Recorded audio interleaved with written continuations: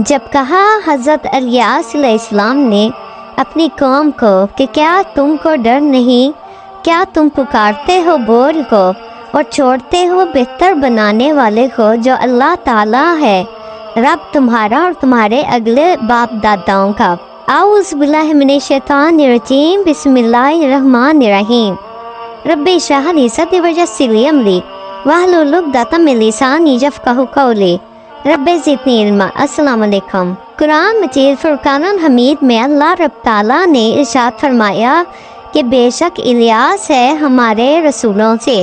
روایت ہے کہ حضرت خرقیل علیہ السلام کے بعد بہت مدت تک رب تعالیٰ نے بنی اسرائیل میں کسی نبی کو نہ بھیجا جو قوم بنی اسرائیل کو واعظ و نصیحت کرتے اور ان لوگوں کو اچھے اور برے کا بتاتے۔ یہی وجہ ہے کہ وہ قوم بکھر گئی اور ملک شام میں اور مصر میں اور دیگر ملکوں میں جا بسی، اگرچہ ان کے درمیان کچھ نیک علماء اکرام تھے جو ان کو راہ ہدایت دیتے تھے اور واعظ و نصیحت کرتے تھے، ان کو سیدھے راستے پر رہنے کی تلقین کرتے تھے، مگر قوم کے لوگوں پر ان علماء کی نصیحتوں کا قطعاً کوئی اثر نہ ہوتا تھا، اور پھر آہستہ آہستہ یہ قوم گمراہی اور بے راہ روی میں دھستی چلی گئی اور بہت ہی کم لوگ حضرت موسیٰ علیہ السلام کے دین کو ماننے والے رہ گئے۔ جب جب کوئی قوم برائی اور بے راہ روی میں غرق ہوتی تھی تو رب تعالیٰ اس قوم کی ہدایت کے لیے نبی یا پیغمبر کو بھیج دیتا تھا۔ جہاں بھی ایسا ہی ہوا، رب تعالیٰ نے اس گمراہ قوم کی ہدایت کے لیے حضرت الیاس علیہ السلام کو نبی بنا کر بھیجا۔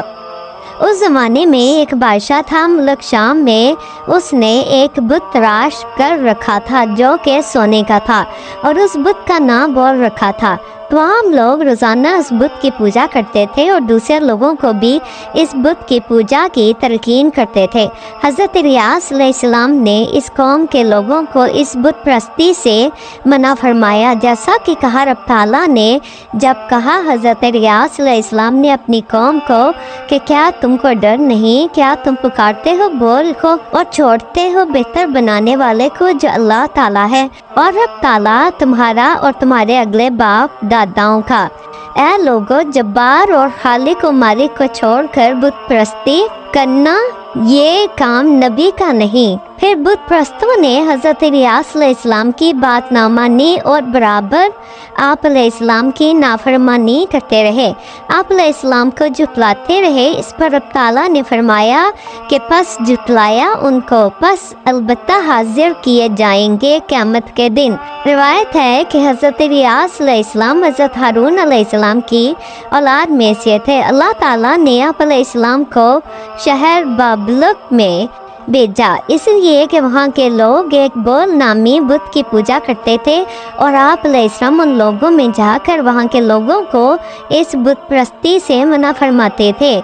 کہا جاتا ہے کہ قوم بنی اسرائیل میں ایک بول نامی عورت رہتی تھی، وہ بے حد خوبصورت تھی، اور یوں لوگوں نے اس عورت کا بت تراش کر اس کی پوجا شروع کر دی، اور حضرت الیاس علیہ السلام نے ہر چند لوگوں کو اس بت پرستی سے منع فرمایا اور لوگوں کو حق کا پیغام پہنچایا۔ فرمایا اللہ وحدہ لا شریک ہے، وہی عبادت کے لائق ہے۔ روایت ہے کہ وہاں کا بادشاہ حضرت الیاس علیہ السلام پر ایمان لے آیا تھا، اور پھر اس بادشاہ نے آپ علیہ السلام کو اپنا وزیر بھی مقرر کر لیا تھا، اور آپ علیہ السلام کی بے حد قدر و منزلت بھی کرتا تھا، مگر کچھ عرصے کے بعد وہ منکر ہو گیا اور راہ ضلالت اختیار کر لی۔ نہ صرف وہ منکر ہوا، اس نے حضرت الیاس علیہ السلام کو بھی بت پرستی کی دعوت دے دی اور خود بھی بول نامی بت کی پوجا شروع کر دی۔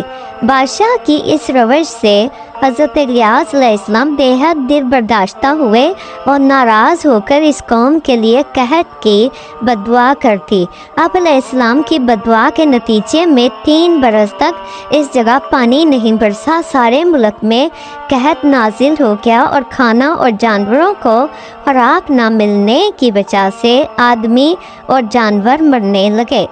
اب کیا تھا، قوم کے لوگ حضرت الیاس علیہ السلام کی جان کے در پہ ہو گئے۔ وہ کہنے لگے کہ یہ سب آفت حضرت الیاس علیہ السلام کی بددعا کی وجہ سے ہے، اس لیے حضرت الیاس علیہ السلام کو جہاں بھی پایا جائے وہیں آپ علیہ السلام کو قتل کر دیا جائے۔ اب قوم کے لوگوں نے حضرت الیاس علیہ السلام کو تلاش کرنا شروع کر دیا۔ آپ علیہ السلام دشمنوں سے چھپتے چھپاتے ایک بڑی عورت کے مکان میں چلے گئے۔ وہ بڑی عورت آپ علیہ السلام پر ایمان لانے والوں میں سے تھی۔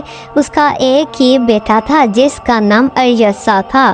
اس نے اپنا بیٹا آپ علیہ السلام کی خدمت میں دے دیا۔ حضرت الیاس علیہ السلام 3 برس تک اس لڑکے اریسا کو لے کر شہر در شہر پھرتے رہے، دشمنوں سے بچتے اور تبلیغ دین کرتے رہے۔ پھر 3 برس کے بعد آپ علیہ السلام نے بادشاہ سیفور سے کہا کہ آج 3 برس ہو گئے تمہاری قوم پر قحط اور تکلیف مسلط ہے، لہذا تم کو لازم ہے کہ تم جسے پوجتے ہو اسی سے مانگو کہ وہ تم کو پانی دے اور اس بلائے قحط سے تم کو نجات دے، اور اگر وہ بت تمہاری تکلیف دور نہ کر سکے تو تم خالق دو جہاں کی عبادت کرو اور اس پر ایمان لاؤ، تو پھر تم ضرور اس تکلیف اور دکھ سے نجات پاؤ گے۔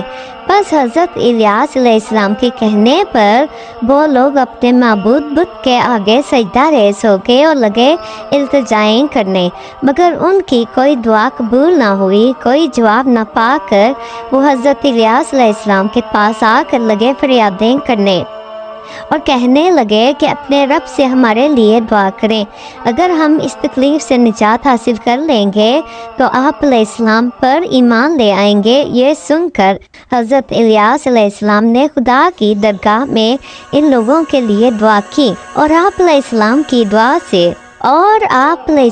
دعا سے اس قوم پر سے قحط کا عذاب ختم ہوا۔ جس وقت حضرت الیاس علیہ السلام رب تعالیٰ سے مناجات کر رہے تھے تو اللہ تعالیٰ کی طرف سے وحی آئی، کہا رب تعالیٰ نے اے الیاس علیہ السلام تمہاری بددعا سے میرے بندے اس قحط سے مارے گئے۔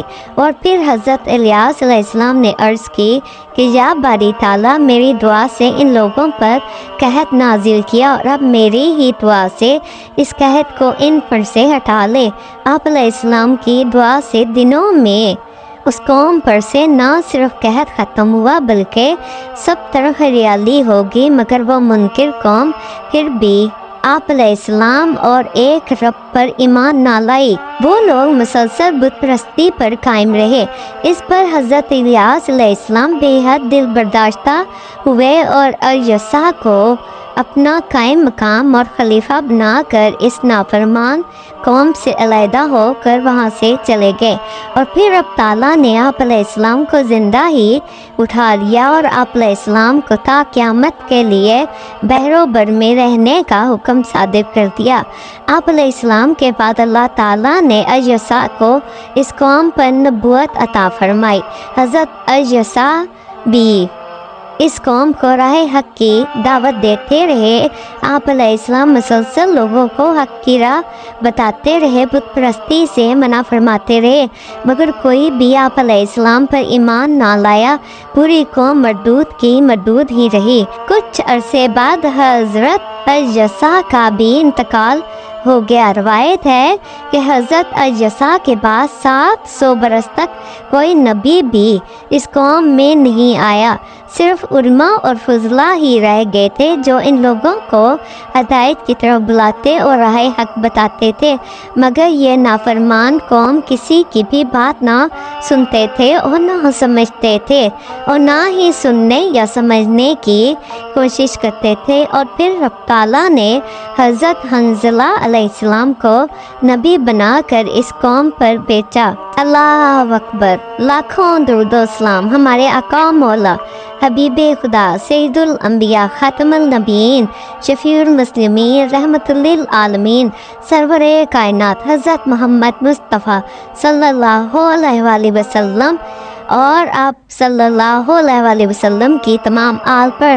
تمام انبیاء، تمام فرشتوں، تمام اولیاء، تمام اماموں اور تمام بزرگان دین پر، اور حضرت موسیٰ علیہ السلام اور حضرت ہارون علیہ السلام پر اللہ تعالی ہم سب کو حق اور سچ کے ساتھ چلنے کی توفیق عطا فرمائے۔ ربنا آتنا فی الدنیا حسنۃ وفی الآخرۃ حسنۃ وقنا عذاب النار، وقنا عذاب النار۔